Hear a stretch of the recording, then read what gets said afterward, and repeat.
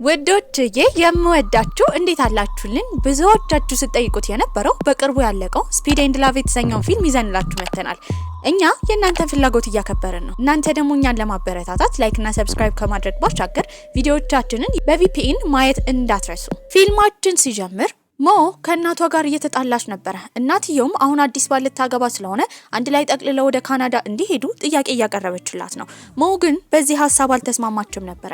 ይህም የሆነበት ትልቅ ምክንያት ከሷ አባት ጋር ከአመታት በፊት ስለተለያዩ እሷ መኖር የምትፈልገው ከአባቷ ጋርና ከወንድሟ ጂን ወይም ብራንዲ ጋር ነበረ። በዚህም እያስቸገረቻት ስለሆነ እናትየው እውነቱን ለመናገር ነበር ያሰበችው። ብራንዲ ማለት ትክክለኛ ወንድሟ እንዳልሆነ፣ ድሮ ላይ አባትየው በማደጎ ያሳደገው እንደሆነ፣ ከዛ በተጨማሪ ደግሞ አሁን አባትየው አግብቶ ሌላ ሚስት እንደሚኖርና መቼም ቢሆን ወደሷ እንደማይመለሱ ነበር የነገረቻት። ሞ ግን ይሄ ነገር በጣም አስደንግጧት ነበረ። ምንም ቢሆን እነሱን አግኝታ እውነቱን ከነሱ መስማት ፈልጋ ነበረ። ታዲያ ፕሌን ውስጥም ተኝታለች። አጠገቧ አንዲት ቅልብልብ ልጅ ነበረች። ሰላም እንዴት ነሽ? ናና እባላለሁ።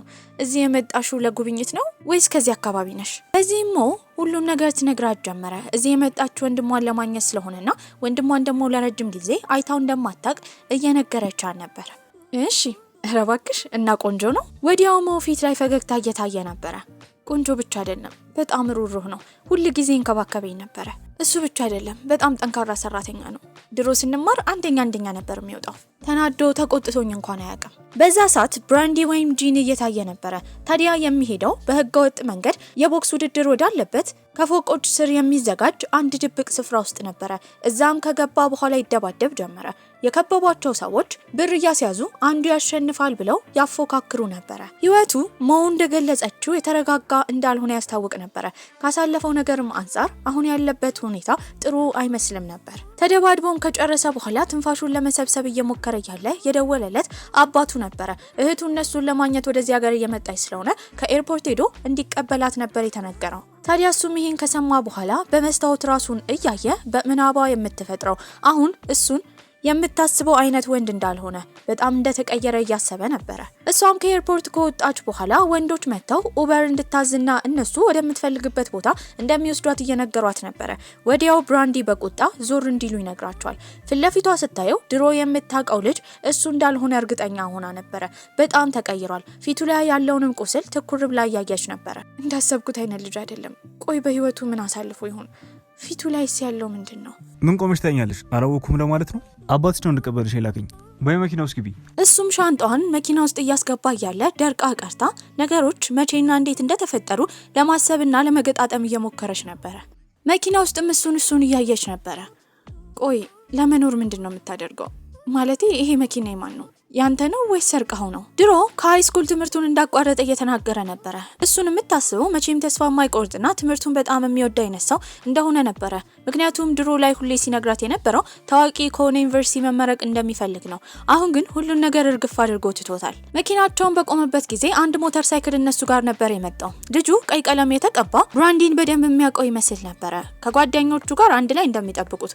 በመቀጠልም ስኔክ የተባለችው ሴት እሱ ከሌላ ሴት ጋር ጊዜ እያሳለፈ እንደሆነ እንደምታቅም መልሶ ብራንዲን ይጠይቀዋል። እሱም ምንም መልስ ሳይመልስ ነበረ መኪናውን የነዳው። በመቀጠልም ወደ ቤት ነበር የወሰዳት። ታዲያ እዛ ሁለተኛ አስደንጋጭ ነገር ታያለች። አባቷ ሰክሮ መሬት ላይ ወድቆ ነበረ። የሱ አዲሱ ሚስቱም በመጠጥ የተነሳ በቅርቡ ሆስፒታል መግባት አይቀርም። እኔ ምን ማድረግ እንዳለብኝ አላቅም። ሴትዮዋም ከዛ ስትወጣ መሆን ነበር ያየቻት። በዚህም እንኳን ደህና መጣሽ ትላታለች። ታዲያ አባትየውም አሁን ትንሽዬ ሴት ልጅ ወልዶ ነበረ። እሷም አብራቸው ምግብ መመገብ ጀመረች። ሁሉም ነገር እንደተቀየረ በመረዳትም ይዛላቸው የመጣችውን ስጦታ አንድ በአንድ ታከፋፍላቸው ጀመረ። በዛ ሰዓት ግን የብራንዲ ጓደኛ ስለመጣ እሱን ለማውራት ወደ ውጭ ወጥተው ነበረ። የሰጠችውን ስጦታ ባለመቀበሉ ልትሰጠው ተከትላቸው ትሄዳለች። ታዲያ ሳምም ብራንዲን እየተቆጣው ነበረ። መኖር እንደሰለቸው ወይስ የሚያደርጋቸው ነገሮች አደጋ ላይ እንደሚጥሉት እየተናገረ ነው። ይባስ ስለሱ ማሰብ ጀመረች። ሳምም አውርቶ ከጨረሰ በኋላ እሷን ሲያያት ወደ ጋራጁ እንድትመጣ ትልቅ ሚስጥር እንዳለው እየነገራት ነበረ። እሷም ስጦታውን ትሰጠዋለች። ታዲያ እንግዳ ስለሆነች ስጦታ ይዛ የመጣችበት ምክንያት ያ ብቻ እንደሆነ ነበር የተናገረችው። ታዲያ እሷም ምን ቢያጋጥመው እንደዚህ እንደተቀየረ ለማወቅ ምክንያት እየፈጠረች ነበረ። ምግብ እንዲያመጣላት ነበር የነገረችው። ይዟትም ሄደው ምግብ ወደምትመገብበት ስፍራ ነበረ። አሳ እንደምትወድ ስለሚያውቅም የአሳ አይነቶችን እያስመረጣት ነበረ። ከሜኑ ላይ መምረጥ ሲያቅታትም እሱ ይመርጥላታል። ታዲያ በመቀጠልም የሱ ጓደኛ ቀይ ጸጉር ያለው ልጅ ነበር የመጣው። እሱም ሲናገር የነበረው ሴቶቹን ትቶ ፓርቲውን ትቶ እዚህ ምን እንደሚሰራ መቀላቀል እንዳለበት እየነገረው ነበረ። እሱም ከሄደ በኋላ እሷ ሩዝ ቀርቦላታል። ከሩዙ ላይ ሽንኩርት ስለማትወድ ሽንኩርቱን እየለቀመላት ነበረ። በዛ ሰዓት ግን ስለተናደደች መብላት እንደማትፈልግ ትናገራለች። ከዚህ ቀደም ጸብ የነበራቸው ሰዎች ወደሱ እየመጡ ነበረ። ድብድብ እንደፈለጉ ስለተረዳም በዚህ መሃል ግን መሆን አደጋ ላይ መጣል ስላልፈለገ የእሱ ጓደኛ የሞተሩን ቁልፍ ነበር የወረወረለት። በዚህም ይዟት ይሄዳል። ታዲያ ሞተር ላይ በነበረችበት ጊዜ ግን አዲስ ዓለም እንደተቀላቀለች ገብቷት ነበረ። እሱ ያለበት ቦታ እንዳለ ደስተኛ ትሆናለች። ታዲያ ቤትም በገቡበት ጊዜ እነዛ ሰዎች ማን እንደሆኑ እየጠየቀችው ነበረ። በጣም ተጠራጣሪ ነሽ ልበል? ፊቴን ካየሽው ጊዜ ጀምሮ በጣም በጥያቄዎች ታጨናንቂ ነበረ። ቀርቦ ስላወራትን በጣም በመደንገጥ የሄደችው ወደ ክፍሏ ነው። በመቀጠልም ጓደኞቹ ጋር ሄዶ አንድ ላይ እየበላና እየጠጣ ነበረ። መልእክት ይላክለታል። አባቱን እንዳገቱት የሚያሳይ መልእክት ነበረ። በዚህም ቀጥታ ማን እንዳገተው እርግጠኛ ስለሆነ ስኒኪ ጋር ነበረ ሄደው። በጣም ቆንጆ እንዲሁም የአንድ አሸባሪ ቡድን መሪ የሆነው አባቷ ነበረ። ይህንን የሚያየው ብራንዲ ብር ይሰጣታል። ከዚህ ቀደም ከሷ ብር ተበድሮ እንደነበረ ግማሹን እንደከፈለ ከዚህ በኋላ አባቱን እንዳትነካ የቀረውን ገንዘብ ሌላ ጊዜ እንደሚሰጣት። ቆይ ምን ማለት ነው? አንተ እንድታየን ብቻ ለብዙ ሰዓታት ሜካፕ ስቀባ ነበረ። እንደዚህ አምሬ የጠበቅኩህ እኮ ዞር ብለህ እንኳን እንድታየኝ ፈልጌ ነው። ይህንን ነገር ደግሞ ለአመታት ሁላ ስጠብቀው ነበረ። ስለዚህ ዛሬ አብረኸኝ አሳልፍ እያመነታ ነበረ። ልክ ሞው መልእክት ስትልክለት ግን ስኔኪን ጥሏት ይሄዳል። በቀጣይ ቀንም ገላዋን ለመታጠብ በገባችበት ጊዜ እንዴት ብላ እሱን ማምጣት እንደምትችል ግራ ገብቷት ነበረ። ምክንያቱም እዛ ያለችው አባቷን ያገባችው ሴት እሱ እዚህ እንደማይኖርና አልፎ አልፎ እንደሚመጣ ስለነገረቻት ቧንቧው እንደተበላሸና ገላዋን ለመታጠብ ሙቅ ውሃ እንዳስቸገራት ነበር የተናገረችው። በዚህም ቀጥታ ነበር ወደዛ የመጣው። እሱም ይሰራላታል። ታጥባም ከጨረሰች በኋላ እዛ እንዲቆይና እንዲያወራት ወሬ ለማውራት እየሞከረች ነበረ። እሱ ግን በጣም ቸኩሎ ጥሏት ይሄዳል። በዚህም ምን አይነት ስራ ቢሰራ እንደዚህ እንደቸኮለ ለማወቅ ስለፈለገችም ትከተለው ጀመረ። ፍለፊቷ ያለ ታክሲ ውስጥ ከገባች በኋላ እሱ ወደሚሄድበት ስፍራ ትሄዳለች። መኪናውን ሲያቆምም እሷ ማቆማ ነበረ። በወረደችበት ጊዜ ግን ፍለፊቷ ነበር ያገኘችው። ወይ ምን አይነት አጋጣሚ ነው! እየተዛዛርኩኝ እኮ ከተማውን ልጎብኝ ብዬ ነው ወደዚህ የመጣሁት። አንተ እዚህ ምን ልትሰራ መጣ? እሱም እየዋሸች እንደሆነ ከመጀመሪያው ስላወቀባት ብር ይሰጣትና እንድትመለስ ነበር የነገራት። በዛ ሰዓት ግን እንዴት መመለስ እንዳለባት ግራ ገብቷት ነበረ። ያኔ የእሱን ጓደኛ ቀይ ጸጉር ያለውን ልጅ ነበር ያገኘችው። ብራንዲ እኮ እንገናኝ ብሎኝ ነበረ።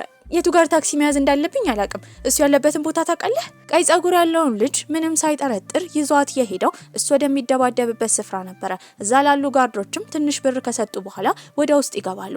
እሷም እዛ ሲደበደብ በምታይበት ጊዜ በጣም ነበር የደነገጠችው። ምክንያቱም እዛ የሚደባደቡት በቁማር ነበረ፣ ብር እንደተያዘበት። ከዚህ ነገር ዝም ብሎ መውጣት እንደማይችል እየነገራት ነው። ከሁሉም ደግሞ ቪአይፒ ቦታ ውስጥ ቁጭ ብሎ ይህንን ጌም ሲያየ ነበረው ሊን የተባለው ልጅ ነበረ። ከዛ እንዲወጣ ብቻ አድርገው፣ ገንዘብም ከሆነ እኔ ከፍላለሁ፣ እባክህ እርዳው።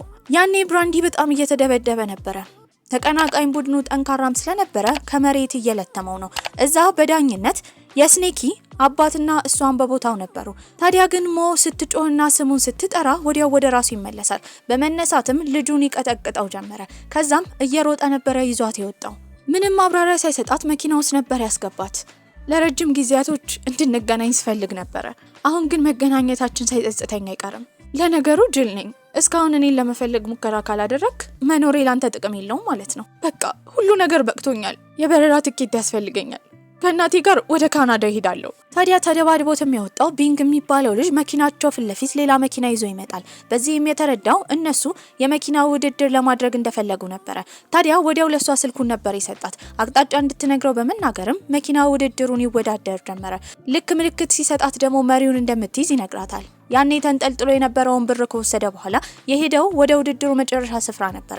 እዛም ገንዘቡን ይሰጣል። ከዚህ በኋላ መወዳደር እንደማይፈልግ ነበር የተናገረው። በመቀጠልም የሚያወዳድረው ልጅ በመገረም ይሄ ነገር ሚስጥር እንደሆነ ለምን ሌላ ሰው ይዞ እንደመጣ ነበር የጠየቀው። እዛ የነበረችው ሞ ነበረች። አይ ችግር የለውም፣ እሷ ፍቅረኛዬ ናት፣ ለማንም አትናገርም። ቆይ ግን ለምንድን ነው ራስ እንደዚህ አይነት አደጋ ውስጥ የምትከተው? በመኪና አደጋ አማካኝነት ምን ያህል ንጹሃን ዜጎች እንደሚሞቱ አታውቅም እንዴ? ሁሉም ሰው በየፊናው ለገንዘብ መስዋዕትነት ይከፍላል። አብሶ እንደኔ አይነት ያደገ ሰው። ለመጀመሪያ ጊዜ ከአባቴ ጋር ወደዚህ ስንመጣ የገባንበት ቤት ጎዳና በይው ዝናቡላ ሲዘንብ ቆርቆሮ ውሃ ያፈስብን ነበረ። ታዲያ ነገሮች ከባሱ በኋላ ያንን ቤታተን ድልድይ ስሩላ ገብተን አድር እናውቃለን። ነገር ግን ነገሮች ተስተካከሉ ብለን ስናስብ እሱም ደግሞ ሌላ ሚስት ሲያገባ እንደገና ሬስቶራንትም ሲከፍት የወለዳት ልጅ ራሱ የልብ በሽተኛ ነበረች። ለዚህም ለሰርጀሪ ገንዘብ ስለሚያስፈልግ እኔ ትምህርቴን ማቋረጥ ነበረብኝ። አንቺ እንደዚህ እንደቀላል ያገሽው ገንዘብ ብዙዎች ለማግኘት ብዙ ነገር ነው የሚያደርጉት። እሺ ከዚህ በኋላ እኔ እረዳሃለሁ፣ ትክክለኛ ስራ እንድታገኝ ምን ያግዛለሁ። ያ ሁሉ በቃ ኋላ ላይ የቀረ ነገር ነው። በምንድን ነው የምትረጂኝ? አንቺ እኮ የወላጅ አባትሽን ስተሽ የእንጀራ አባትሽን ስም መጠሪያሽ አድርገሻል። በዚህም በጣም እንደከፋው ነበር የተረዳችው። የእሷ እናት እሱንና አባቷን እርግፍ አድርጋ ለሀብታም ሰው ጥላ መሄዷ ስህተት እንደሆነ ስለተረዳች እሷንም ይዟት ሄደው ወደ ሆቴል እንድታድር ነበረ። ያኔ እናቷን ታገኛታለች። እናትየውም በቁጣ እየተናገረቻት ነበረ። እዚህ ምንም እንደማትሰራ፣ ካናዳ ሄዳ መማር እንዳለባት፣ ቻይና ያለ ቤታቸውን ራሱ ልትሸጥ እንደሆነና ከባሏ ጋር ጠቅልላ ካናዳ ልትሄድ እንደሆነ እናትየው እየነገረቻት ነው። ቆይ እማዬ እንዴት ነው እሱን በቀላሉ ያመንሹ? አሁን ያገባሹ ባል እውነተኛ ባይሆንስ? አጭበርባሪ ቢሆንስ? ሁሉን ነገር ለሱ መስዋዕትነት ልከፊ ነው? እናትየውም ትቆጣት ጀመረ። በዚህ መሃል እናትየው ዞር ስትል እሷን ይዞ ወደዚህ የመጣው ብራንዲ እንደሆነ ስትረዳ ከእንደዚህ አይነት ሰው ጋር ጊዜ አታሳልፊ። አሁን እሱ ወንድምሽ አይደለም። እሱን ለመቅረብ አትሞክሪ። ወደ መጥፎ መንገድ የሚመራሽ ይመስለኛል። ታዲያ ግን እሷ እናቷን እምቢ ትላታለች። ቻይና ውስጥ እንደምትማር በመናገር ጥላት ነበር ሄደችው። ቤትም ከገባች በኋላ ስቅስቅ ብላ ታለቅስ ጀመረ።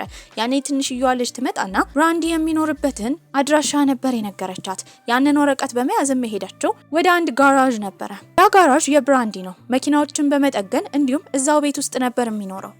እዚህ የመጣሁት መልካም ልደት ልልህ ነው። እሱም ወዲያው ያስታወሰው ድሮ የሷን ልደት የሚያከብሩበትን ጊዜ ነበረ። እሱ በማደጎ ስለተወሰደ ልደቱን ያን ያህል አያስታውስም ነበረ። ይህንን የሰማችው እናትየውም ከዛ በኋላ ሞና እሱ አንድ ቀን ላይ ልደታቸው እንደሚከበርላቸው ነግራው ነበረ። በዚህም ይዟት ሄደው የምትወደውን ስትሮቨሪ ኬክ እና ሻማ ለመግዛት ነበረ።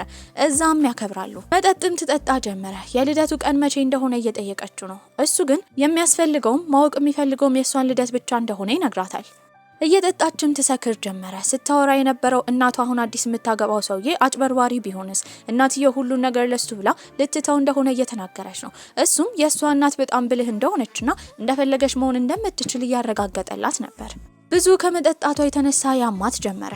ታዲያ መድኃኒትም ይዞላት ይመጣል። እሱን ከወጣች በኋላ ትተኛለች። አጠገቧ ቁጭ ብሎ እያያት ምን ያህል በፍጥነት እንዳደገች እያስታወሰ ነበረ። ለመጀመሪያ ጊዜ እሷን ሲያያት አባትየው እሱን በማደጎ ያመጣው ጊዜ ነበረ። ያኔ እናትየው መሆን አርግዛለች። በማደጎ አባትየው ልጅ ይዞ እንደመጣ በተረዳች ጊዜ ደሃ ስለሆኑ ሌላ ሰው እንደማያስፈልግ እየተናገረች ነበረ። ከዛ ጊዜ በኋላ ግን እናትየው ልክ እንደ ልጇ አልተቀበለችውም ነበረ። ሞም ትወለዳለች። ከሞ ጋር ባለው ቅርርብ ግን ጊዜያቶች እያለፉ እናትየው እየተቀበለችው መጣች። ገራዥ ውስጥ ከሱ ጋር የሚሰሩ ሰዎችም ወደ ውስጥ በመጡበት ጊዜ ድምጻቸውን እንዲቀንሱና ሰው እንደተኛ እየተናገረ ነበረ። እነሱም በጣም ተገርመዋል። ምክንያቱም ይህንን ቤቱን ለአንድ ሰው እንኳን አሳይቶ አያውቅም ነበረ። ለሞም ቁርስ እያዘጋጀላት ነበረ። በሌላ በኩል በጣም ሀብታሙ ሊን የተባለው ልጅ ከዚህ ቀደም ተራራው አካባቢ ከአንድ መኪና ጋር ተገናኝቶ እንደነበረ፣ መኪናውም በፍጥነት ሲነዳ እንደነበረ፣ ያንን ጥቁር መኪና የሚነዳውን ሰው እያፈላለገ ነበር። እሷም ጋራጅ ውስጥ በነበረችበት ጊዜ ከሳም ጋር እያወሩ ነው። ነገር ግን ቢጫ ጸጉር ያለው ቢንግ የሚባለው ልጅ ይመጣል። የሆነ ጊዜ ላይ ብራንዲ ለነሱ ይሰራ ነበረ። ከዛ ከወጣ በኋላ ግን ምክንያት እየፈለጉ ህይወቱን ለማበላሸት ይሞክራሉ። በመቀጠልም ግን መኪና ሊሰባብሩ ሲሉ እሷ ብላክ ቤልት ስላላት አንዱን ትመታው ጀመረ። በዚህም ድብድቡ ይቀጣጠል ጀመረ። ሞም ወዲያው ስልኳን ካወጣች በኋላ ፖሊስ እንደምትጠራ እየተናገረች ነው። ያኔ እየሮጡ ከዛ ቦታ መሄድ ጀመሩ። ሳምንም ከጎተተችው በኋላ እንደዚህ በፖሊሶች እነሱ ማባረር የሚችሉ ከሆነ ለምን እስከዛሬ እንደጠበቁ እየጠየቀችው ነበረ። ታዲያ እሱም በዚህ ህግ ፖሊስ የሚጠራው አንድ ሰው ሲሞት ብቻ እንደሆነ፣ ታዲያ ሁሉ ጊዜ ብራንዲ ደግሞ በቀላሉ በድብድብ ስለሚያሸንፋቸው ፖሊስ እንደማያስፈልጋቸው እየነገራት ነው። እዛ ጋራጅም የመጣው ሊን የሚባለው ልጅ ነበረ። እሱም ተራራው ጋር አብሮት የተወዳደረው ልጅ ሳም እንደሆነ እየጠየቀው ነው። ሳምም አብሮት የተወዳደረው ከሊን ጋር ብራንዲ ቢሆንም የብራንዲን ስም ላለማሳወቅ በማሰብ እሱ እንደሆነ ነበር የተናገረው። ታዲያ በቀጣይ ቀን ግጥሚያ እንዲኖራቸው ሊንም ጠይቆት ይሄዳል። የተፈጠረውንም ነገር ለብራንዲ ነበር የነገረው። ብራንዲ ማንነቱ እንዲታወቅ ስላልፈለገ እሱም መስሎ ሳም እንዲወዳደር መኪና መንዳትም እንደሚያለማምደው ይነግረዋል። እሷም እዚህ ለመማር ስላሰበች ጓደኛዋ ናናን ካገኘቻት በኋላ እሷ ወደምትማርበት ትምህርት ቤት ለመመዝገብ ተዘጋጅታ ነበረ። ወደ ውስጥም በገባችበት ጊዜ ግን ስኩል ስታርት ስሚት ተብሎ የተለጠፈው ብራንዲ ነበረ። ድሮ ላይ በጣም ታዋቂ ስፖርተኛ ነው። ከክፍልም በትምህርት አንደኛ ነበር የሚወጣው። ታዲያ ሁሉ ጊዜ በአይምሮ የምትስለው ልጅ እዛ ላይ የተለጠፈው የድሮ የብራንዲ ማንነት ነበር። ወደ ጋራዡ በምትመለስበትም ጊዜ እሱ ለማጨስ ተዘጋጅቶ ነበረ። ያኔ በእርግጫ ላይ ተሩን ከጣለችው በኋላ ማጨስ ለጤንነቱ ጥሩ እንዳልሆነ እየነገረችው ነበረ። ከዚህ በኋላ ብራንዲ ብዬ ነው የምጠራው፣ ያው ወንድሜ እንዳልሆንክ ስላወቅኩኝ እንደ ጓደኛዬ ነው ማየህ ማለት ነው። እሱም በዚህ ነገሯ ተገርሞ ነበረ። በመቀጠልም መኪና ሊወዳደር ልምምድ ላይ ስለሆነ ወደ ልምምዱ ይዟት እንዲሄድ እየጠየቀችው ነው። እሱ ግን ጸባዩ ግራ አጋብቶት ነበር። አንዳንዴ በፍቅር ትይዟለች፣ አንዳንዴ ደግሞ ትኮሳተርበታለች። ይሄ ስለጨነቀው ጓደኛውን ሳምን በሚጠይቅበት ጊዜ እነሱ ወንድምና እህት እንደሆኑ፣ ታዲያ የሴቶች ጸባይ ደግሞ ምንም ቢሆን እንደማይታወቅ እየተናገረ ነበር። በመቀጠልም ስለሱ ሳምን እየጠየቀችው ነበር። ታዲያ ፍቅረኛ እንዳለው ጠይቋለች፣ እሱም ፍቅረኛ እንደሌለው፣ ነገር ግን ይህንን ሚስጥር ሙሉ ለሙሉ እርግጠኛ መሆን የምትችለው እሱ በጣም የሚሳሳለትን የቁልፍ መያዣ ስታገኝ ብቻ እንደሆነ ነበር የነገራት። ብራንዲም አንድ ያልታወቀ ሰው ያገኛል። ታዲያ እሱ ጋርም ከሄደ በኋላ ሲያወሩ የነበረው ፊት ለፊት ባይተያዩም በቅርቡ ውድድር እንዳለ፣ እዛ ውድድር ላይም ለመወዳደር እንደተዘጋጀ እየነገረው ነበር። ታዲያ ግን ችግሩ የሚወዳደርበት መኪና ጥገና እንደሚያስፈልገው እያሳወቀ ነበር። በሌላ በኩል ሳም ደግሞ ብራንዲ ባሰለጠነው መሰረት መኪናውን ለመንዳት እየሞከረ ነው። ነገር ግን እዛ አቅጣጫ የሚጠቁሙትን እቃዎች እንዳለ እየደበላለቃቸው ነበር። በዚህም እሷ መሞከር እንደምትፈልግ ትናገርና እሷ በምትነዳበት ጊዜ በስነ ስርዓት ነበር ስትነዳ የነበረው። በብቃቷ በጣም ይገረማል። ድሮ አባቷ ሲያለማምዳት እንደነበረ ጎበዝ እንደሆነ፣ አሁን ላይ በስካር ተጠመደ እንጂ ጠንካራ አባት እንደነበራት ትናገራለች። በመቀጠልም ናና ትልቅ ፓርቲ ስላለ እዛ ላይ መሄድ እንዳለባቸው ከነገረቻት በኋላ ይዛት የሄደችው ያጎቷ ልጅ የሚያዘጋጀው ፓርቲ ላይ ነበር። እዛም ቆንጆ መኪናዎች አሉ። እነሱን እየተዘዋወረች እያየች ፎቶ እያነሳች ነበር። በመቀጠልም ሲያወሩ የነበረው ስለ ብራንዲ ነው። ብራንዲ ፍቅረኛ ይኑረው አይኑረው ግራ እንደገባት መጠየቅም እንደከበዳት ስትናገር ናና አንድ ሀሳብ ታመጣለች። ከአንድ ወንድ ጋር ፎቶ እንደምታነሳት፣ ያንን ፎቶ ለሱ እንድትልክለት፣ ያኔ በእርግጠኝነት ያለውን ስሜት እንደሚነግራት ታሳውቃታለች። ለዚህ ነገር ደግሞ በቂ ሆኖ ወንድ ያገኘችው ሊን የተባለውን የናና ያጎትን ልጅ ነበር። ሁለቱም ፎቶ ካነሳቻቸው በኋላ ለሱ ፎቶውን ልካ ያለችበትን አቅጣጫ የሚያሳይ ምልክት ሰጥታ በሜሴጅ ነበር የላከችለት። እሱም ያንን ሜሴጅ እንዳየ ወዲያ ወደዛ ቦታ ይሄዳል። በዛ ሰዓት እሷም አንድ ቦታ ቁጭ ብላ ነበር። የብራንዲ ተቀናቃኝ የሆነ ልጅ ይመጣና ያዋራት ጀመረ። ታዲያ ስለ ብራንዲ የማታውቀው ብዙ ነገር እንዳለ ስለሱ ማወቅ ከፈለገች ዘና እንድትል በመናገር መጠጥ ነበር የሰጣት። እሱን ከጠጣች በኋላ ሰውነቷ ይዝል ጀመረ። ይህንን ያየው ሊንም እሷን ይዞ ወደ አንድ ክፍል ነበር ያስተኛት። በዛ ሰዓት ብራንዲ ይመጣል። እሱ የደነዘዛት መስሎት ይደበድበው ጀመረ። እሷም ከተኛችበት ስትነሳ ግን ሊን እንዳዳናት፣ ሌላ ምንም ነገር እንዳላደረገ ትናገራለች። በዚህም ይዟት ከዛ ይወጣል። የጠጣችው ፒች የሚባል ፍራፍሬ ያለበት መጠጥ ነበረ። እሱ ደግሞ አለርጂክ ነበረባት። ታዲያ ወደ ሆስፒታል ነበር የገባችው። አሁን ጥሩ ጤንነት ላይ እንደሆነችና ከአንድ ቀን በኋላ እንደምትወጣ ነበር የተነገራት። ታዲያ ሲከነክናት የነበረው ለምን ቴክስቱን እንዳልመለሰላት ነበረ። እሱንም ለምን እንዳልመለሰላት ትጠይቀዋለች። ማለቴ ፍቅረኛ አለህ? ያው ፍቅረኛ ካለህ ደግሞ እዚህ እኔ ጋር ሆስፒታል ውስጥ መቆየት እኮ ለሷ ሊደብራት ይችላል። ይህንን በተዘዋዋሪ ለመጠየቅ እየሞከረች ነበረ። እሱም ፍቅረኛ እንደሌለው ይነግራታል። ነገር ግን እንደዚህ አይነት ነገር የሚያስብበት ሰዓት እንዳልሆነ ቢነግራትም ስለሌለው ብቻ ደስተኛ ሆና ነበር። በቀጣይ ቀንም ከሆስፒታል ትወጣለች። እሱ ቀጥታ ወደ ቤት ሊወስዳት ነበረ። እባክህ ወደ ቤት አትውሰደኝ፣ ማለቴ ብቸኛ ነኝ። እዛ ብቻዬን ስሆን ይደብረኛል። በእርግጠኝነት አባቴም እዛ አይኖርም። እባክህ አንተ ጋር ልሁን። አዝና ስትለምነውም ይስማማል። ወደዛ ከወሰዳት በኋላ ዋና ዓላማዋ ግን በጣም ይሳሳላታል የተባለውን የቁልፍ መያዣ ለማግኘት ነበረ። የትም ብትፈልግ ልታገኘው አልቻለችም። በቀጣይ ቀንም ወደ ትምህርት ቤት የቋንቋ ትምህርት ስለሚያስፈልጋት ከናና ጋር ሄደው ነበረ። ከዛ ከወጡ በኋላ ግን ወደ እሱ ጋር ልትመለስ ስትል በሩ ዝግ ነው። ሆን ብሎ እንዳደረገው አስባ ነበረ። በመቀጠልም ወደ ቤት ስትሄድ ደግሞ እዛም ዝግ ነበረ። ታዲያ የእሷ አባት ያገባትን ሚስት ታዲያ እንጀራ እናቷንም ደውላ ስትጠይቃት ለትንሽ ጊዜ ወደ ተወለዱበት ከተማ እንደሄደች፣ ከሁለት ቀን በኋላ እንደምትመጣ ነበር የነገረቻት። አዝና መንገድ ላይ እየተራመደች እያለ ግን የሰከረ አባቷን ነበር ያየችው። እንዲነሳ ብትቀሰቅሰው አልነቃ ይላታል። በዚህም እንዳይበርደው በማሰብ ፎጣ ካለበሰችው በኋላ ትኩስ ምግብ ይዛ ትመጣለች። ያኔ የመጣው በዛ መንገድ ሲያልፍ የነበረው ብራንዲ ነበረ። እዚህ የመቆየት ሀሳብ እንዳላት ይጠይቃታል። በመቀጠልም ሁለቱን ይዞ የሄደው ወደ ቤት ነበረ። እዛም አስገብቷቸው የተበላሸውን ኤሌክትሪክ ከሰራ በኋላ እንደሚሄድ ይናገራል። ታዲያ እሷ እዚህ ልትቆይ እንደሆነ ነበር የጠየቃት። እዚህ ዩኒቨርሲቲ አፕላይ ልታደርግ እንደሆነና መቼም ቢሆን ከዚህ እንደማትሄድ ስትናገር ደስ ይለው ጀመር። ቤት ውስጥም ለመኪናው የሚያስፈልገውን ስፔር ፓርት እየፈለገ ነበረ። ሊያገኘው ስላልቻለ ራሱ ድጋሚ ለመስራትና ለመጠገን ወደ ጋራዡ ይሄዳል። ፊቱ ለማይታየው ሰውዬም ከደወለ በኋላ ነገሮች እንዳለ እነሱ በፈለጉት መንገድ እየሄዱ እንደሆነ ነበር የነገረው። በመቀጠልም ናና እሷን ይዛት የሄደችው የእሷ ያጎት ልጅ ወዳለው የመኪና ክምችት ነበረ። እዛም እየተዘዋወረች እያየች ፎቶ እያነሳች ነበረ። እነሱም በካሜራ ሲያያቸው የነበረው ሊንም ወደ ታች ይወርዳል። ምን እያደረገች እንደሆነ ይጠይቃታል። እሷን በመደናገጥ ለመኪና ፍቅር እንዳላት፣ ነገር ግን እዚህ ያሉ መኪናዎች ያን ያህል እንደማያምሩ ነበር የተናገረችው። ይህም በሰማበት ጊዜ መኪና ውስጥ እንድትገባና አብረው እንዲሄዱ ይጠይቃታል። ወደ ቤትም እየሸኛት ያለ ስለ መኪናው እየጠየቀችው ነበረ። ታዲያ እሷ ጓደኛ እንዳላት ስለ መኪና በጣም እንደሚወድ እየነገረችው ነበረ። በመቀጠልም ቤት ካደረሳት በኋላ ከሱ መኪና ስትወርድ እንጀራ እናትየው አይታት ነበረ። ወዲያው የደወለችው ለብራንዲ ነው። ሞ ፍቅረኛ እንደያዘች እንደሚያስታውቅ፣ ታዲያ እሱ ሊጠብቃት እንደሚገባ ነበር የተነገረው። በተዘዋዋሪ እሷን መምከር ስለፈለገ ለወክ ይወጣሉ። በሚራመዱበት ጊዜ አንድ ታሪክ ይነግራት ጀመረ። ሁለት ፍቅረኛሞች እንደነበሩ፣ ታዲያ ወንድየው ሴቷ ላይ እንደተጠቀመባትና ሁለቱ ብቻ የሚያውቁትን ወሬና ፎቶ ድረገጽ ላይ እንደለቀቀባት፣ ታዲያ ወንዶች ሴቶች ላይ እንደሚጠቀሙ እየነገራት ነበረ።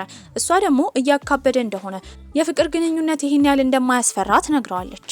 ይዟትም ሄደው ወደ እሱ ጋራዥ ነበረ። እዛም ከጓደኞቹ ጋር ተሰብስበው እየጠጡና እየበሉ እያለ ስኔኪ ነበረ ወደዛ የመጣችው። በግልምጫም መሆን እያየቻት ነበረ። ታዲያ ስኔኪ ብራንዲን በጣም ስለምትወደው እሱን ለመቅረብ እየሞከረች ነበረ። በዛ ሰዓት ደግሞ ብራንዲ ምግብ እየበሉ ስለነበረ ምግቡን እየቆራረጠ ለሞ እየሰጣት ነው። ይሄ ነገር ይበልጥ ያቃጥላታል። ስኔኪም ሄዳ አጠገቡ ነበር የተቀመጠችው። ከዛ ከተነሱ በኋላ ግን ሁለቱ ሴቶች በሱ አማካኝነት ይጣሉ ጀመረ። ነገሮች ከመቀጣጠላቸው በፊትም ያስቆማቸዋል። ተናዶም ከቤት ሂጂ እንዳይላት የቤት ስራዋን መስራት ጀመረች። ያኔ የመጣው ሳም ነበረ። ሳምንም ስኔኪና እሱ ግንኙነት እንዳላቸው ስትጠይቀው ብራንዲ መቼም ከስኔኪ ጋር እንደማይሆን ነበር የነገራት። በዚህም ቀስ ብላ ትወጣለች። ውጪም እየተራመደች እያለ ሁለቱ አንድ ላይ ቆመው ስታያቸው መኪና ጋር ተደብቃ ወሬ ለመስማት እየሞከረች ነበረ። እዚህ መሆኑ አግባብ እንዳልሆነ ወደ ቤት እንድትሄድ ነበር የነገራት። እንደዛ ያለው ማሞቂያ ይሰራም፣ እኔ ደግሞ ብርድ በጣም እፈራለሁ፣ ለትንሽ ጊዜ ብቻ እዚህ ልሁን። እሱም ይስማማል። በቀጣይ ቀኑም ወደ ትምህርት ቤት ነበር የሸኛት። ታዲያ የወላጆች ካርድ ስለሚያስፈልግ ወላጅ ሆኖ እንዲመጣላት ተናግራ ልትሄድ ስትል እሱ ደግሞ በምላሹ ቁርስ ነበር የሰጣት። ታዲያ ሊንም የተባለው ልጅ ያኔ ተራራው ጋር ያገኘው ልጅ እያፈላለገ ነበረ።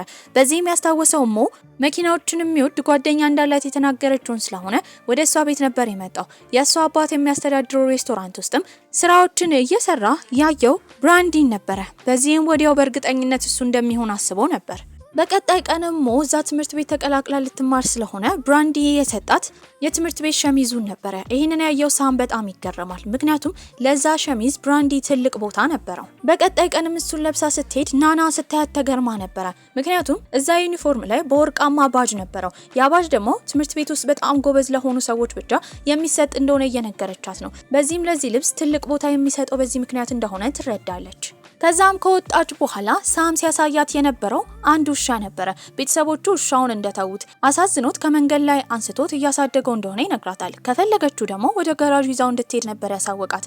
በእርግጠኝነት ብራንዲ ውሻ እንደማይወድ ብታቅም ልትለምነው ነበር ያሰበችው። ስትጠይቀው ግን ልክ እንደገመተችው እምቢ ነበር ያላት። ታዲያ እሱም በቅርቡ መሄዷ እንደማይቀር ወደ ካናዳ ስትሄድ ደግሞ ውሻውን ጥላ ስለምትሄድ ካሁኑ ፍቅር መስጠት እንድታቆም እየነገራት ነበረ። በዚህም ንግግሩ በጣም ተናዳ ጥላው ትሄዳለች። ነገር ግን እሱ መጥፎ እንደሆነባት በመረዳትም ውሻውን ከሳም ወስዶ ይሰጣታል። በቀጣይ ቀን ያንን ውሻ ስታይ በደስታ ትፈነጥዝ ጀመረ። በተደጋጋሚም ታመሰግኗለች። በመቀጠልም የመንጃ ፈቃዷን አግኝታ ነበረ። ታዲያ ናናም ስትነግራት የነበረው አሁን በስነስርዓት የመኪና ውድድሮችን መወዳደር እንደምትችል ነበረ። ለዚህ ደግሞ ሊረዳት የሚችለውን ትክክለኛ ሰው እንደምታውቅ በመናገር ይዛት የሄደችው ሊን ጋር ነበረ። ሊንም ምን ማድረግ እንዳለባት ስትነዳ ምን እንደምትጠቀምና ለፍጥነት የሚረዱ ነገሮችን እያሳያት ነበረ። ያን ቀን ደግሞ ሳም ብራንዲ ነኝ ብሎ ተራራው አካባቢ ውድድር ለመወዳደር ተዘጋጅቶ ነበረ። ታዲያ እሱ በደንብ መንዳት አይችልም። ይሄንን ያየችው ሞ እንዲያቆምና ራሱን ከውርደት እንዲጠብቅ እየነገረችው ነበረ። እሱ ግን ጭራሽ አልተስማማም። በዚህም ራሱን ሰብስቦ ለውድድሩ ይዘጋጃል። ያኔ የመጣው ሊን ነበረ። በዚህም እሱ ያኔ ተራራው ላይ ያገኘው ልጅ እንዳልሆነ እንዳወቀ ትክክለኛውን ልጅ እንዳገኘውና ሳም ማስመሰል እንደሌለበት ነበር የነገረው። እንደዛ ብለው ሊን ከሄደ በኋላ መኪናውን ለመንዳት የገባችው ሞ ነበረች። ያንን ሸርታታ ተራራ በ28 ደቂቃ ብቻ ነርታ እንደመጣች ያየው ሊንም ኮርቶባት ነበረ። በዚህም ለሳም ሴቶች እንዲወዱት ከፈለገ የጸጉር ስታይሉን አለባበሱን ማስተካከል እንዳለበት ነግራው ነበረ። በቀጣይ ቀን ቆንጆ ሆኖ ነበር የመጣው። መጀመሪያ ስታየው አላወቀችውም ነበረ። ለአንድ ሰዓት ያክል እየተሽከረከረች ስለ ውበቱ እየነገረችው ነው። ይሄንን የሰማው ብራንዲ ግን በጣም ይናደዳል። እንድታቆምም ነበር የነገራት። ታዲያ በመቀጠልም በንዴት ሲጠይቃት የነበረው ሁል ጊዜ ወደ ገራዡ ለምን እንደምትመጣ አሁን ወንድምና እህት እንዳልሆኑ ካወቀች በኋላ ምን እንደፈለገች እየጠየቃት ነበረ። ቆይ ሀሳብሽ ምንድነው? ነው ወይስ ከወንድምነት ያለፈ ግንኙነት እንዲኖርን ትፈልጊያለሽ? እንዲህ ሲላትም ደንግጣ ትሄዳለች። በቀጣይ ቀንም ሊን ብራንዲን ለማግኘት ነበረ ወደ ሬስቶራንቱ የሄደው። አብረው እንዲወዳደሩ ሊንም ጥያቄ እያቀረበለት ነበረ። ነገር ግን ብራንዲ ሀገሪቷ ውስጥ ባለው ውድድር አሁን ከ1 እስከ 3 ሊገባ ስለሆነ ከሊን ጋር መወዳደር እንደማይፈልግ ነበር የነገረው። ምንም አይነት የመኪና ችግር ሲያጋጥመው ሁሌ ምክር የሚጠይቀው ከአባቱ ነበረ። አባትየውም የመከረው መኪናውን በደንብ ማወቅ እንዳለበት፣ ማወቅ የሚችለው ደግሞ በተደጋጋሚ በመንዳት እንደሆነ፣ ወደ መኪናው እቃዎች ሳያይ ሁሉን ነገሮች በደመነፍስ ማወቅ ከቻለ መኪናውን ስለሸመደደው እንደሚረዳው ስለነገረው ከሬስቶራንቱ እየወሰደ በየቦታው መኪናውን በመጠቀም ምግቦችን ያደርስ ነበረ።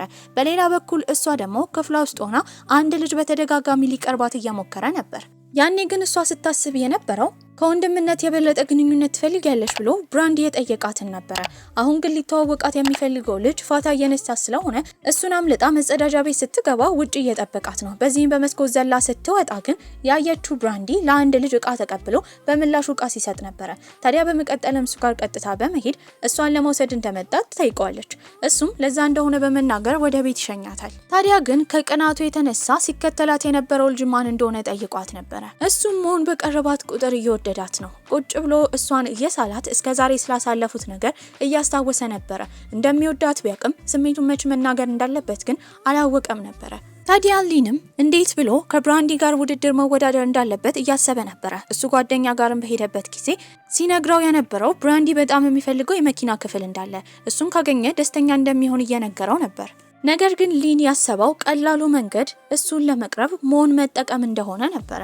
በዚህም ሙሉ ቀን ከሷ ጋር ነበር ጊዜ የሚያሳልፈው። ያለችውን ነገር እንዳለ ያደርጋል። መኪናም ያለማምዳታል። ጓደኛውም ያንን ፎቶ እያነሳ ለብራንዲ እንዲልክ እየነገረው ነበረ።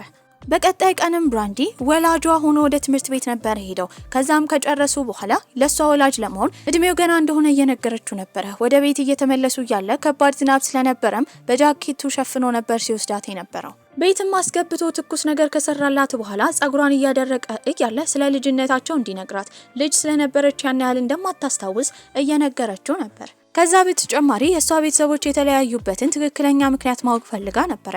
እሱም ሲነግራት የነበረው ድሮ ላይ እናትና አባቷ በጣም እንደሚጨቃጨቁ፣ እናትየው ግን የቆረጠላት አትክልቶችን በጣም ስለምትወድ ስትንከባከብ እንደነበረ፣ ያኔ በንዴት አባትየው አንዱን አትክልት ስለሰበረባት እንደሆነ እየተናገረ ነው። ያኔ እናትየው ባዘነችበት ጊዜ ግን ሊረዳት ሲሞክር የነበረው ብራንዲ ነበረ። እሷም ቀጥላ ስለ ትዳር ምን እንደሚያስብ ትጠይቀዋለች። አንድም ቀን ግን ስለ ትዳር አስበው አያውቅም ነበረ። እንድትተኛ በመናገር ከክፍሏ ይወጣል። ያኔ ግን ስለ ትዳር ማሰብ እንዳለበት ለራሱ እየነገረ ነበረ። በዚህ መሃል ግን ያስታወሰው እሷን ነበረ። በቀጣይ ቀንም ሊን ከብራንዲ ጋር ተቀጣጥሯል። ብራንዲን በቁጣ ሲነግረው የነበረው ከሞው እንዲርቅ ነበረ። ይሄ ንዴት የተፈጠረበት በእርግጠኝነት ሊን በሚልክለት ፎቶ የተነሳ ነበር። በዚህም ሊን አንድ ሀሳብ ያመጣል። መኪና ውድድር እንዲወዳደሩ። ብራንዲ ካሸነፈ ሊን መቼም ቢሆን ከዚህ በኋላ ሞ አጠገብ እንደማይደርስ በመናገር ኢርፎን ከሰጠው በኋላ ያንን አድርጎ መኪና ውስጥ ነበር የገባው። መኪና ውስጥም ሳሉ መንዳት እንዴት እንደለመደ ምን እንደረዳው እየጠየቀው ነበረ። በዚህ መሃል ውድድሩም ይጣጣፋል። እንደገመተውም ብራንዲ ነበር ያሸነፈው። ታዲያ ከዚህ በኋላ ከሞ አጠገብ እንዲርቅ ለሊን ነግሮት ነበረ። ታዲያ ሊን ግን በቅርቡ ውድድር እንዳለ እዛ ውድድር ላይ እንዲሳተፍ ይጠይቀዋል። በዚህ ሀሳብ ግን ብራንዲ አልተስማማም። ወዲያውም ከዛ ቦታ ነድቶ ጠፍቶበት ነበረ። በአካባቢያቸው ወዳለ ዝግጅትን በሄደበት ጊዜ መድረክ ላይ ወጣሞ ዘፈን እየዘፈነች ነበረ። ያ ዘፈን ቁርጥ ለሱ የተዘፈነ ይመስላል። ከዛም ከጨረሱ በኋላ ሁሉ ጊዜ አዲስ አመትን እንዴት እንደሚያከብር እየጠየቀችው ነበረ። እሱ ለእንደዚህ አይነት ነገር ትኩረት የሚሰጥ አይነት ወንድ አልነበረም። ታዲያ ግን በአሁኑ አብሯት እንደሚያከብር ቃል ይገባላታል። በቀጣይ ቀንም ከዚህ ቀደም ትምህርት ቤት ውስጥ እያለች ብራንዲ ለአንድ ልጅ እቃ ሲሰጥና በምላሹ እቃ ሲቀበል ስላየች ያንን ልጅ ተከታትለው ለብራንዲ ምን እንደሰጠው ጠይቀዋለች። እሱም የነገራት ነገር የመኪና ስፔር ፓርት እንደሆነና ሌላ ምንም ነገር እንደሌለ ይነግራታል። ከክፍል ጓደኛዋ ጋርም ቁጭ ብላ ሳለ ሲነግራት የነበረው ስለ ብራንዲ ነበረ። ትምህርቱ ላይ በጣም ጎበዝ እንደነበረ፣ ነገር ግን የዩኒቨርሲቲ መግቢያ ፈተና ሊፈተን 2 ወር ሲቀረው እንዳቋረጠ እየነገራት ነው። ስለሱ በማስታወስ መልእክት ትልክለታለች። በመቀጠልም ውሃ የምትጠጣበትን ፔርሙዝ ፎቶ ካነሳች በኋላ ለሱ ስትልክለት እሱ ግን ዙም አድርጎ በፔርሙዙ ጭንቅላት ውስጥ የሚታየውን የሷን የክፍል ጓደኛ ነበር ያየው። ታዲያ ከክፍልም በወጡበት ጊዜ ውጪ እየጠበቃት ነበር። ወደ ቤት ሊወስዳት ተዘጋጅቷል። ነገር ግን የነበረችው ከክፍል ጓደኛዋ ጋር ነው። እሱንም በግልምጫ ነበረ ከዛ እንዲሄድ የነገረው። በቀጣይ ቀንም ትምህርት ቤት ውስጥ ሳለች የመጣችው ስኔኪ ነበረች። ስኔኪን በጣም ተናዳለች። ይህንን ያየችው ሞ ደግሞ ፈርታ ነበረ። አንድ ላይ እንዲሄዱ ነበር የጠየቀቻት። ሞም ከዛ ከመሄዷ በፊት ለናና ምንም ቢሆን ለብራንዲ እንዳትነግረው ቢጠይቃት ራሱ ያለችበትን እንደማታቅ እንድትናገር ሞ አሁን እንዳደገችና ራሷን መቆጣጠር እንደምትችል ትናገራለች። ስኔኪንም ተከትላት ነበር የሄደችው። ስኔኪ ግን ልትጎዳት አልፈለገችም። ይዛት የሄደችው ወደ አንድ ባር ነበረ። እዛም ቁጭ ብለው መጠጥ እየጠጡ ስኔኪ ስትናገር የነበረው ስለ ብራንዲ ነበረ። መጀመሪያ ያየሁት ገራዥ ውስጥ ነበረ። በጣም ቆንጆ ነበር። ታውቂያለሽ፣ ስለ መኪና ትልቅ እውቀት ነበረው። የማያውቀውን ነገር እንዳለ ደግሞ ሁሌ እያነበበ ለማወቅ ይሞክር ነበረ። የቻልኩትን ያህል ምክንያት ፈጥሬ ልቀርበው ሞክሬያለሁ። አንዴም እንኳን ዞር ብሎ አይቶኝ አያውቅም ነበር። ባለው ብቃት የተነሳ ከተለያዩ እቃዎች ገጣጥሞ መኪና ገነባ። አይገርምም? በጣም ጎበዝ ነበረ። ነገር ግን ያንን መኪና የሸጠው በርካሽ ዋጋ ነው። እህቱ የልብ በሽተኛ ስለሆነች ለሷ ሰርጀሪ ለመክፈል ነበረ። ታዲያ ግን እሱ የሰራው መኪና የገዛው ሰውዬ እንደ ድንገተ መኪና አደጋ ይደርስበታል። አካል ጉዳተኛም ሆኖ ነበረ። ፖሊሶች ሲመረምሩ ከዚህ ሁሉ ጀርባ ያለው መኪናው የተሰራው ጽዳት ካሉ የመኪና አካሎች እንዳልሆነ በማረጋገጥም እሱ ጥፋተኛ እንደሆነ እየተነገረው ነበረ። ታዲያ ሰውየውም አካል ጉዳተኛ ስለሆነ ለሱ መካሻ ገንዘብ መክፈል ነበረበት። በዚህም የተነሳ ነበረ ትምህርቱን ካቋረጠ በኋላ ተመልሼ ወደ ትምህርት ይመለሳለሁ ብሎ ባላሰበው ዕዳ ታስሮ የገራዥ ስራ ላይ ለመቆየት ያሰበው። ጊዜያቶች ካለፉ በኋላ ግን ያ ሰውዬ አካል ጉዳተኛ የሆነው መኪናው ላይ በተፈጠረበት ችግር እንዳልሆነና ሆን ብለው እሱን ለማጥመድ ያደረጉት ነገር እንደሆነ ተረዳ። ይሄንን የሰማችው ሞም ስቅስቅ ብላ ታለቅስ ጀመረ። በዛ ላይ ደግሞ እየጠጣች ነበር። ያኔ የመጣው ወደዛ ብራንዲ ነበረ። ከዛም ይዟት ይሄዳል። ስኔኪም እዛ ቁጭ ብላ እየጠጣችና እያለቀሰች ነበረ። ያኔ የመጣው እሷን የሚወዳት ቢንግ ነበረ። ሊጠጋት ሲሞክር ግን ትገፈትረዋለች። በቀጣይ ጊዜም አዲስ ዓመት ነበረ። ከሱ ጓደኞች ጋር ለማክበር ወደ ጋራዡ ነበር የሄደችው። እጇ እንደቀዘቀዘ እየተረዳው ብራንዲም የከተተው ወደ ኪሱ እጇን ነበረ። በዚህም ግን ከሞቃት በኋላ ያገኘችው እስከዛሬ ስትፈልገው የነበረውን የቁልፍ መያዣ ነበረ። በዚህም የቁልፍ መያዣው ላይ ተጻፈው ናፍቀሽኛል ቀንና ማታ የሚል ነበረ። ጉም የሷ ስም ሲተረጎም ምሽት ነበረ፣ የሱ ስም ሲተረጎም ደግሞ ቀን ነበረ። በዚህም የተረዳችው እሷ በፍቅር እንደምትወደው ለረጅም ዓመታት እሱን በፍቅር ሲወዳት እንደነበረ ነው። ታዲያ በመቀጠልም አዲስ ዓመትን ርችት ሲፈነዳ በማየት ነበር የተቀበሉት። ከዛ ቁልፍ መያዣ ላይም ጽሁፉን ከወሰደችው በኋላ ከዚህ በኋላ አብራው ስላለች ያ የቁልፍ መያዣ እንደማያስፈልገው ትናገራለች። ወደ ቤትም ሊገቡ ሲሉ ደረጃውን መውጣት የምትፈልገው ልክ እንደ ድሮ አዝሏት እንደሆነ ትናገራለች።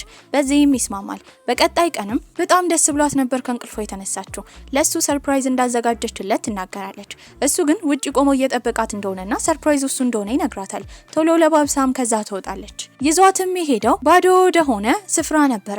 እዛም የመኪና መንዳት ብቃቷን እያሳየችው ነበር።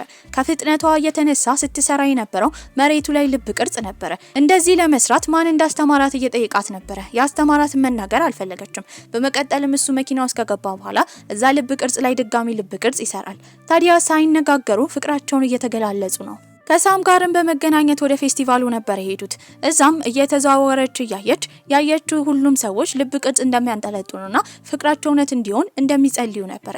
እሷም ካንጠለጠለች በኋላ ስለሱ ትጸልይ ጀመረ። ፌስቲቫል ውስጥ በሚገቡበት ጊዜ ግን እንዳልጠፋ በሚል ምክንያት እጁን ትይዘዋለች። ከዛ ተዝናንተው ነበር የወጡት። መንገድ ላይ የተገናኙት ግን ስኔኪ ከአባቷ ጋርና ከተለያዩ ወንበዴዎች ጋር ነበረ። በዚህ መሃል እሷን አደጋ ውስጥ ጥሎ መደባደብ አይፈልግም ነበረ። የስኔኪ አባትን በቁጣ ሲናገር የነበረው በመኪና ውድድር እሱን የሚበልጠው ማንም እንደሌለ፣ ታዲያ ደግሞ ከልጁ ውጪ ሌላ ሴት የሚያፈቅር ከሆነ ለሱ ጠላቱ እንደሆነ እየተናገረ ነበረ። በዚህም የመጨረሻ ውሳኔውን ያሳየው ብራንዲ የሞን እጅ በመያዝ ነበረ። ነገሮች ከመቀጣጠላቸው በፊት ወደዛ የመጣው ሳም ነበረ። እሱም ቱሪስቶችን ይዞ ነበር የመጣው። ሀገራቸው እንዳትሰደብ ምንም አይነት ነገር ስላላደረጉ እነሞም እየሮጡ ከዛ ቦታ ይሄዳሉ። ይሄ ነገር ያናደዳትም ስኔኪ ፊትለፊቷ ያለውን ሳኮ ትደበድበው ጀመረ። ያኔ ቢጊ ይመጣል። እሱም እጇ ስለቆሰለ ይዟት ሄደው መድኃኒትና ፋሻ ለማድረግ ነበረ። በዚህም የተነሳ ትናደዳለች። መቼም ቢሆን የብራንዲን ቦታ ልቧ ውስጥ መተካት እንደማይችልና እንዳይሞክር ነበር የነገረችው። ቢጊ በጣም ይናደዳል። ቀጥታ የሄደው ብራንዲ ጋር ነበረ። እሱም ምንም አይነት ችግር እንደማይፈልግ የሚፈልገው የሚወዳትን ሴት መጠበቅ ብቻ እንደሆነ ነበር የተናገረው። በቀጣይ ቀንም ወደ ቤት ነበር የሄደው። ታዲያ እሷም ከእንቅልፏ ተነስታ ተንጨባራ ነበረ። ቁርስ ምን እንደሆነ እየጠየቀች ነው። ፊትለፊቷ ያለው እሱ እንደሆነ ስትረዳ ግን ትደነግጥና ወደ ክፍሏ በመሄድ ሜካፕ ተቀባብታ ልብሷን ለብሳ ትመጣለች። ሲያያትም ፈገግ ይላል። ጋራዥ ውስጥ በነበረበት ጊዜ ግን ካልታወቀ ሰው ስጦታ ነበር የተሰጠው። ሲከፍተውም እስከዛሬ ሲጠብቀው የነበረው የመኪና ክፍል ነበረ። በእርግጠኝነት ይሄ የተሰጠው ከሊን እንደሆነ በማሰብም ከማንም ሰው ውለታ ስለማይፈልግ እንደማይቀበልና እንዲመለስ ነበር የተናገረው። ራሱም የሰራውን ስፔር ፓርት ለመሞከርም መኪናውን በሚነዳበት ጊዜ ወዲያው ነበር የጨሰው። ቤትም በነበረበት ጊዜ አባቱ ስለ መኪና ምን ማድረግ እንዳለበት ከመከረው በኋላ በምላሹ ደግሞ ምግብ እንዲያደርስ ይነግረዋል።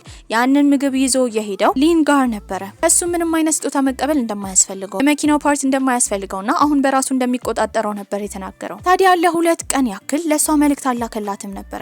ከተፈጠረው ነገር በኋላ ስለዘጋት ተናዳለች። በቀጣይ ቀን እሷን ለማግኘት በር ጋር ቆሞ እየጠበቃት ነበረ። ተኮሳትራ ነበር ስታናግረው የነበረው። አብረውም የቤት ግብአቶችን ለመግዛት ወደ ገበያ ሄደው እየገዙ ነበረ። ያኔ ከዚህ ቀደም አይታው የምታውቀውን ኮፍያ ስላደረገው ሰውዬ እየጠየቀችው ነበረ። ስለማስታወስ ችሎታዋ ቢገርምም እንደማያውቀው ነበር የተናገረው። በገዛችው ዕቃ ምግብ ለመስራት ብትሞክር ምግብ ሰርታ ስለማታግራ ገብቷት ነበረ። ያኔ ብራንዲ ይረዳታል። በመቀጠልም አመሻሽ ላይ ከጓደኞቹ ጋር አንድ ላይ ቁጭ ብለው ምግብ እየተመገቡ ነበር። ታዲያ እሱም ስልክ ለማውራት በተነሳበት ጊዜ ትከተለዋለች። የዩኒቨርሲቲ መግቢያ ፈተናዋን እንደጨረሰችና አሁን ዩኒቨርሲቲ መምረጥ ብቻ እንደሚገባት እየተናገረች ነው። እሱም ካናዳ መማር ከፈለገች እዛ መሄድ እንደምትችልና እንደማያስቆማት ይናገራል። በዚህም እሷን ለማራቅ እየሞከረ እንደሆነ በመረዳትም ትናደድና ትስመዋለች። ነገር ግን ነገሮች ከመቀጣጠላቸው በፊት ሳም ምግቡ ስለደረሰ እንዲመጡ ነበር የነገራቸው። ከተመገቡም በኋላ ስላደረገችው ነገር እያሰበች በጣም ፈርታ ነበረ።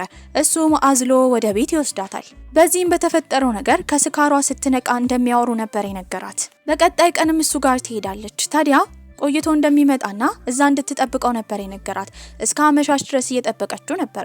በመጣበትም ጊዜ ትላንትና የተፈጠረውን ነገር ማስታወስ ካልፈለገች በመካከላቸው እንደሌላ አድርገው መኖር እንደሚችሉ ሲነግራትም እሷ ግን ባደረገችው ነገር እንደማትጸጸት ነበር የነገረችው። በመልሷ ደስ ብሎት ነበረ። ለረጅም ጊዜ ይዞት የነበረውንም የአንገት ሐብል ይሰጣታል። ያ የአንገት ሐብል ትርጉሙ ለዘመናት እስከ መጨረሻ ድረስ አብሯት ለሚፈልጋት ለሚስቱ መስጠት የሚፈልገው የአንገት ሐብል ነበረ። በቀጣይ ቀንም ቤት በነበረችበት ጊዜ ወደ ባንኮኒው እንድትወጣ ይነግራታል። ያኔ ከመኪናው ጀርባ አስቀምጦት የነበረውን ፊኛ ነበር የከፈተው። ወደ ላይ የሚበሩ ጀመረ። ይህንን ስታያስታውሰችው ድሮ ላይ እንደዚህ አይነት ፊኛ ማየት ትፈልግ ነበረ።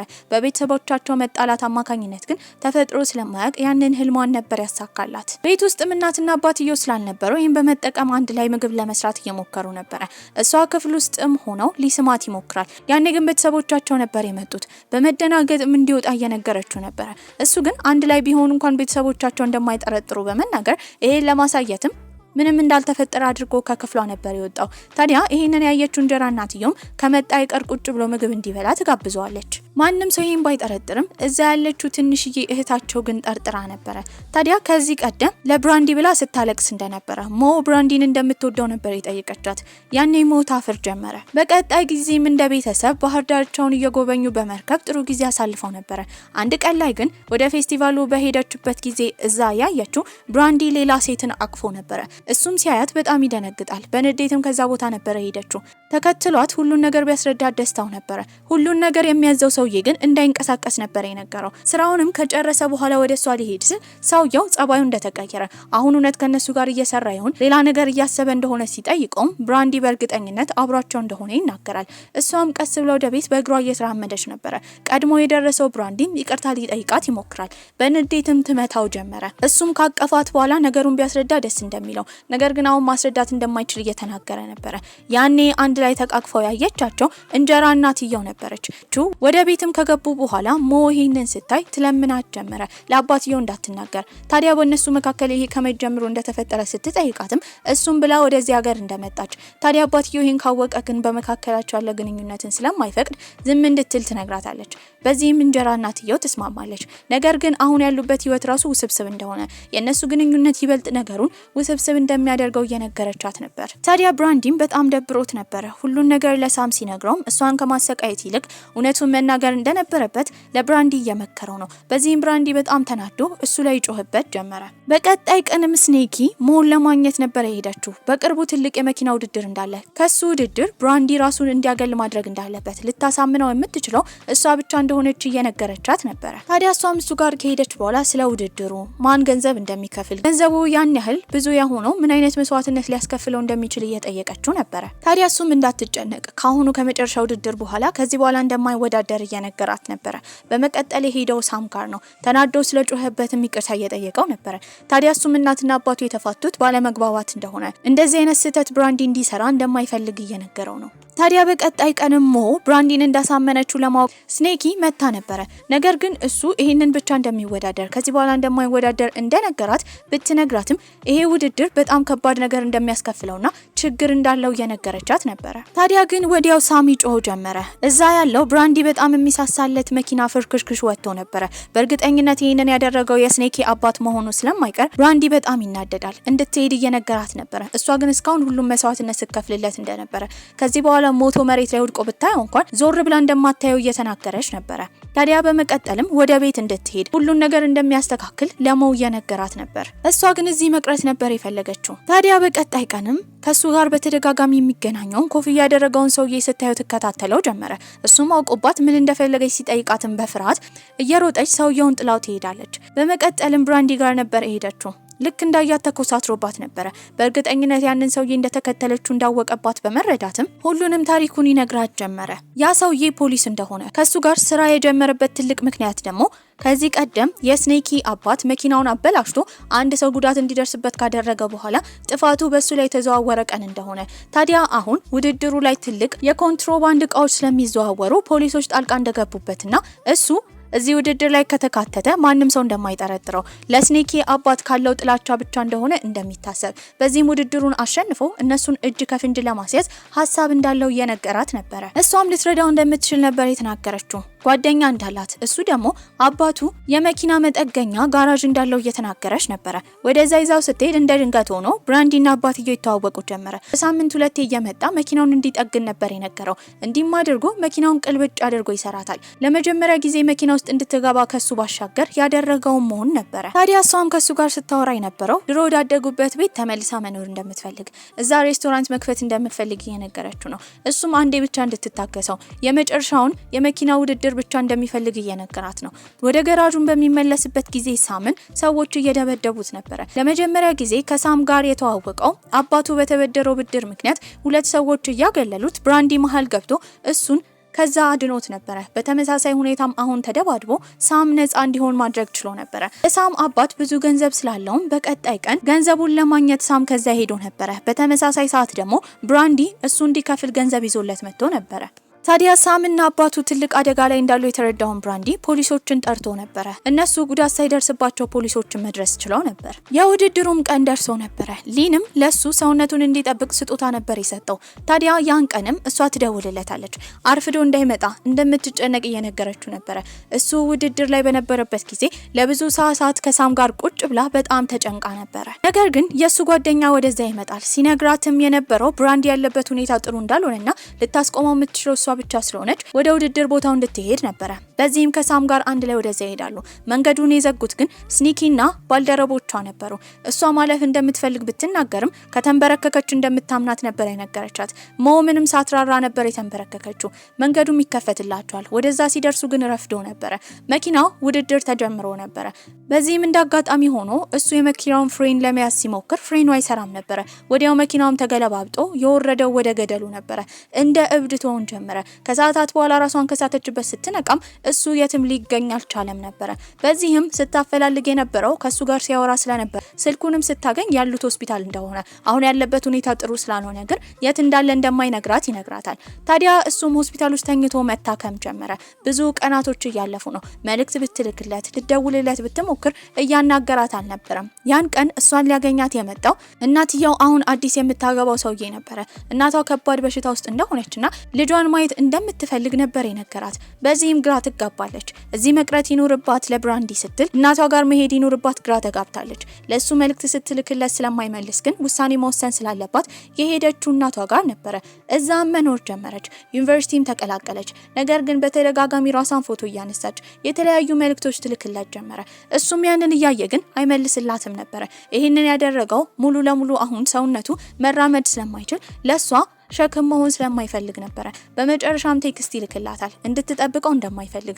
ታዲያ ስልኩንም እንደሚቀይርና ሲመቸው እንደሚያወራት ነበር የነገራት። ለጓደኛውም ሲሙን እንዲጥለውና አዲስ ሲም እንዲያወጣለት ነበር የነገረው። 1 ዓመትም ያልፋል። ከዛ በኋላ ድጋሚ እሱን ለማየት ወደ ገራዡ ሄዳ ነበረ። የለም። አባቷንም ስትጠይቀው እሱ አዲስ ህይወት እንደጀመረና ጣልቃ እንዳትገባ ነበር የነገራት። ለሳምን ብትደውል ተመሳሳይ መልስ ነበር የሚነገራት። ከዛም በኋላ ደግሞ 3 ዓመታት ያልፋሉ።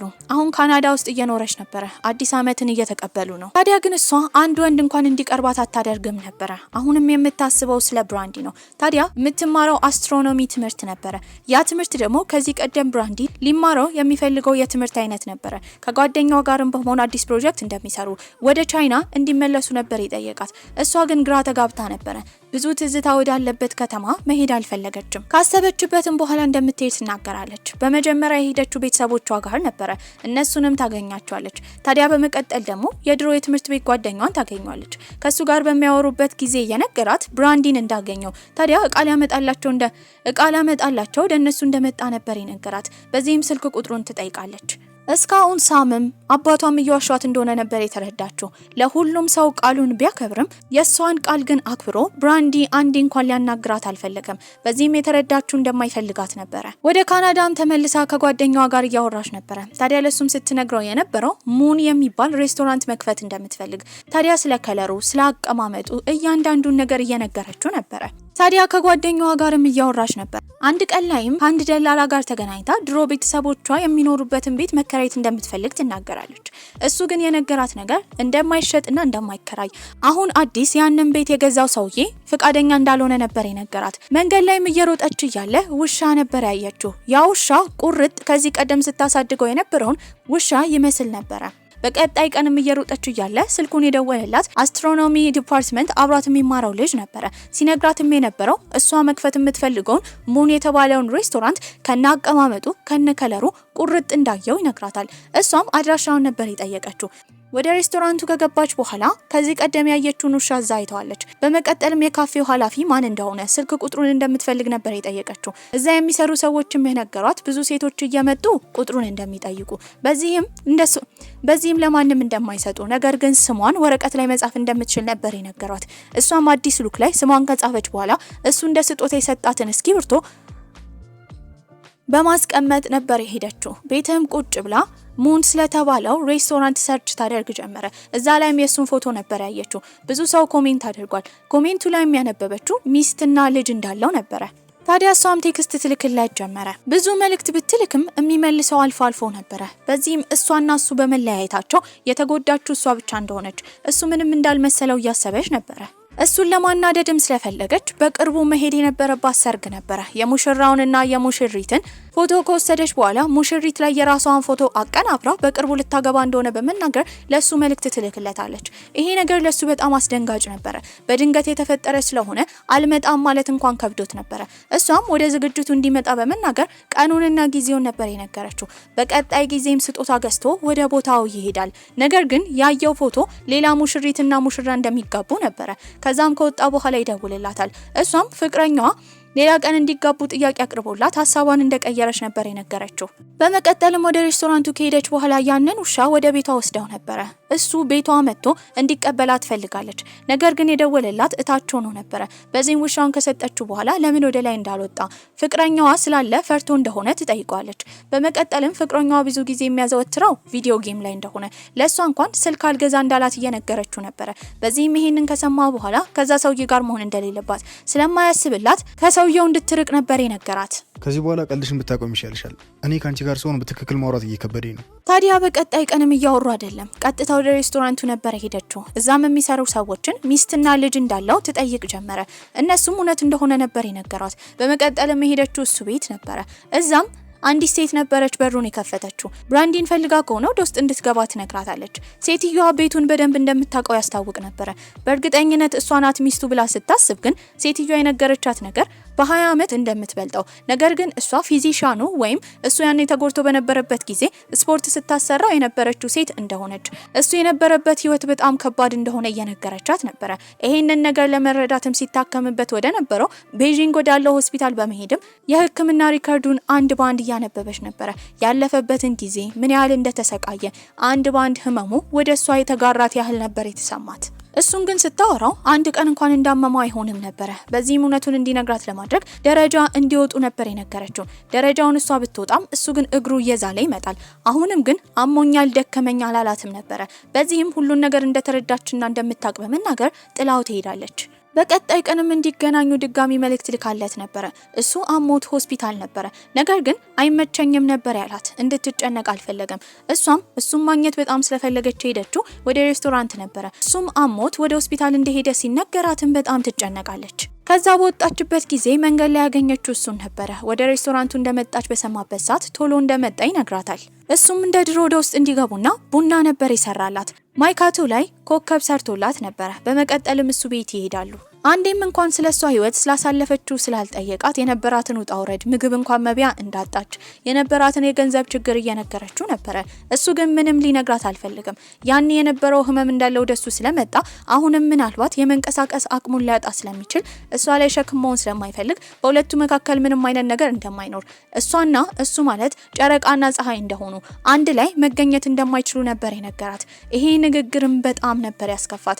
ተናዳም ከዚህ በኋላ እንደማታገኘው ተናግራ ከዛ ስትወጣ ግን ያደረገው ነገር ጥፋት እንደሆነ በማሰብም ይጸጽተዋል። በዚህም ተከትሏት ነበር የሄደው።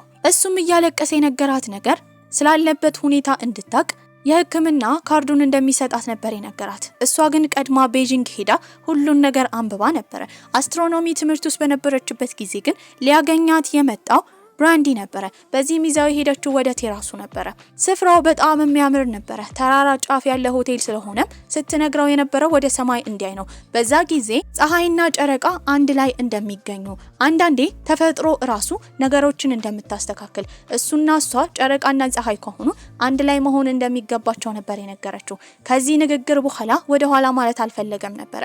በደስታም ያቅፋታል። በመጨረሻም አንድ ላይ ይሆናሉ።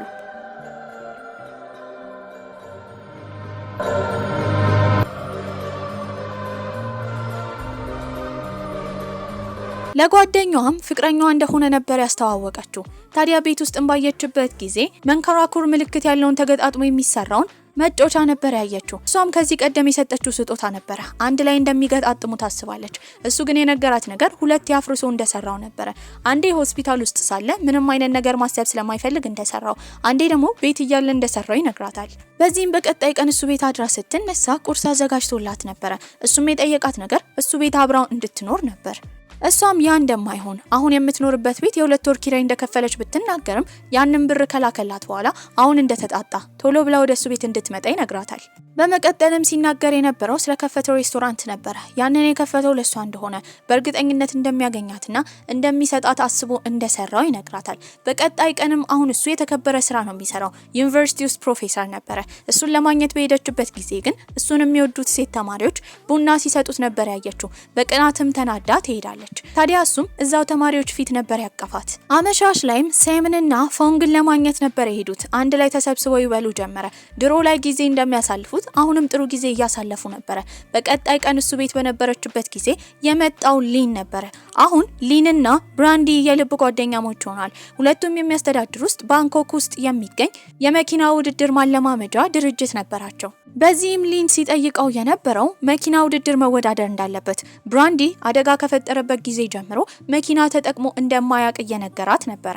አንድ ቀን ላይ እሷ ወደ ስራ ልትሄድ ነበረ። በዚህም ግን የስራ ወረቀቷን ረስታ ነበረ። እሱም ሊሰጣት ይከተላታል። ነገር ግን እሷ የገባችበት ባስ ጭስ እየጨሰ ነበረ። በእርግጠኝነት ባሱ መገልበጡ ስለማይቀር ስልክ ሲደውልላት አታነሳም። ያኔ በድፍረት መኪና ውስጥ በመግባት በመንዳት ይከተላት ጀመረ።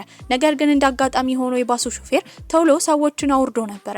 እሷ ግን እዛ ባስ ውስጥ ጭራሽ አልተሳፈረችም። ወዳለችበት ቦታ ከሄደ በኋላ ዶክመንቱን ይሰጣታል። መኪና ይዞ እንደመጣ ስትረዳ የነበረውን መኪና የመንዳት ፍራቻ እንደተጋፈጠው ነበር የተረዳችው። ታዲያ እሱም ከዚህ በኋላ የመኪና ውድድር እንደማይፈልግ ለዘላለም አጠገቧ ሆኖ መኖር እንደሚፈልግ ይነግራታል። በዚህም በቀጣይ ጊዜ ወደ ካናዳ ነበር የሄዱት። ሞን ማግባት ስለሚፈልግ ለጋብቻ ለመጠየቅ ነበረ። እናትየው ግን ፍቃደኛ አልነበረችም። ጭራሽ ትኮሳተርበት ጀመረ። ለአማቾች የሚሰጠውን የወርቅ ስጦታ ይዞ እንደ ባህሉ ቢያመጣም እንዲተኛና ዛሬ የሚያወሩበት ቀን እንዳልሆነ ትነግራለች። በቀጣይ ጊዜም እንደተለመደው እሷ አበባ እየኮተኮተች ነበረ። በዚህም እሱ ቀጥታ እሷ ጋር ይመጣና ምንም ሳይናገር ድሮ እንዳስተማረችው አበባዎችን እንዴት ውሃ ማጠጣት እንዳለበት ስለነገረችው ውሃውን እያጠጣ ይንከባከብ ጀመረ። በዚህም የተረዳችው መጥፎ ሰው እንዳልሆነ ነው፣ ለሞ በቂ ሆኖ ለመገኘት እንደሆነ እየተፍጨረጨረ ያለው ስለተረዳች እናትየው በመጨረሻ ግንኙነታቸውን ትፈቅድላቸዋለች። በቀጣይ ቀን ሁለቱ ተቀራርበው ሲያወሩ ያየችው ሞ በጣም ደስ ብሏት ነበረ። አዲስ አመትንም ከሷ ቤተሰቦች ጋር በደስታ ነበር ያከበሩት። ታዲያ እሱም ያለውን ቀለበት በማሳየት እንድታገባው ይጠይቃታል። ሞም ትስማማለች። ወደ ቻይናን በተመለሱበት ጊዜ ጓደኞቻቸውን እንዳለ ጠርተው ነበረ። ከነሱ መሃል ናናና ስኔኪም ነበሩ። ታዲያ የሰርጉ ዝግጅት ላይ ቆንጆ ሱፍና ቆንጆ ሙሽራ ቀሚስ ለብሰው ትንሽ ፕሮግራም ካደረጉ በኋላ ብራንዲ እሷን ይዞ የሄደው በሞተር ነበረ። ያኔ የነበረው ስቃይ ሁሉም ነገር አሁን ተረጋግቶ ነበረ።